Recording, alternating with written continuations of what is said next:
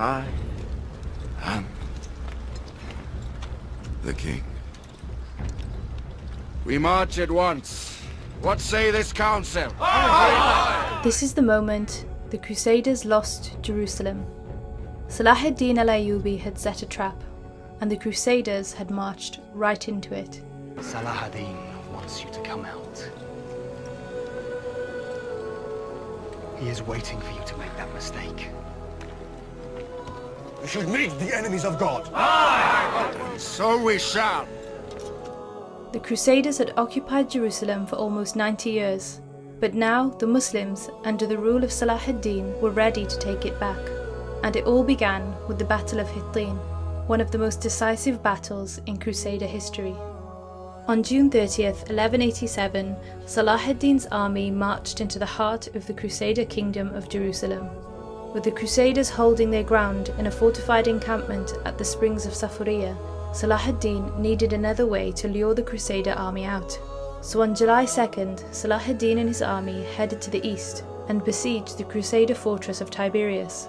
The Muslim army breached the fortress walls and seized the city by nightfall.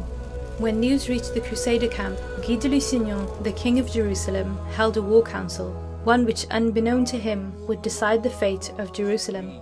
The king's vassals persuaded him to march the army to the rescue of Tiberias, and at dawn on July 3rd they set out. Salaaldin's plan had worked, and the 20,000-strong Crusader army began the around 12-mile journey under the scorching July heat. As the Crusaders marched on, they soon realized that there was no escape from the harsh sun and the thick dust raised by the marching troops.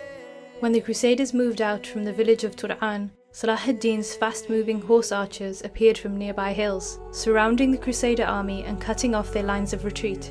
Constant harassment and clashes slowed the Crusaders down further. Leaving just a small garrison to block the citadel at Tiberias, Salaaldin and his troops headed back towards the Crusaders, blocking the road ahead. As nightfall approached, the exhausted Crusaders, slowed down by thirst and surrounded by Salaaldin's horse archers, could not fight their way past. King Guy had no choice but to order his men to make camp where they stood, but the night ahead would bring no rest for the Crusaders. Salaaldin's horse archers continued to harass the camp. Some troops clashed with Crusaders, and others set fire to perimeter tents throughout the night. Unable to rest, and with their water supplies diminishing, by the morning of July 4th, the exhausted Crusader army headed towards the springs of Hittin. Salaaldin had already sent troops to block the valley and encircle the enemy. The Crusaders were surrounded, and despite desperate charges on Salaaldin's troops, the Crusader army was broken up, and King Guy eventually surrendered. The Battle of Hittin was over, and the way to reconquering Jerusalem was now open. That night, Salaaldin and his men celebrated their victory and began laying plans for their next move. Salaaldin realized he needed to secure the coastline before capturing Jerusalem, so he dispatched his troops to conquer the coastal cities. Within 2 months of the victory at Hittin, Salaaldin's forces had liberated most of the Levantine coastline. Now he turned his army towards the biggest prize in Palestine, Al-Quds. After a 10-day assault on the city, Balian of Ibelin came out to meet Salaaldin to offer unconditional surrender. You offer terms, I ask none.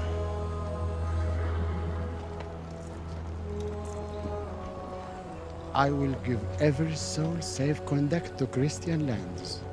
Every soul. No one will be harmed. I swear to God. The Christians butchered every Muslim within the walls when they took this city. I am not those men. I am Salaaldin. Salaaldin. Then under these terms I surrender Jerusalem. On the 2nd of October 1187, the Muslims entered Jerusalem after 88 years of Crusader occupation.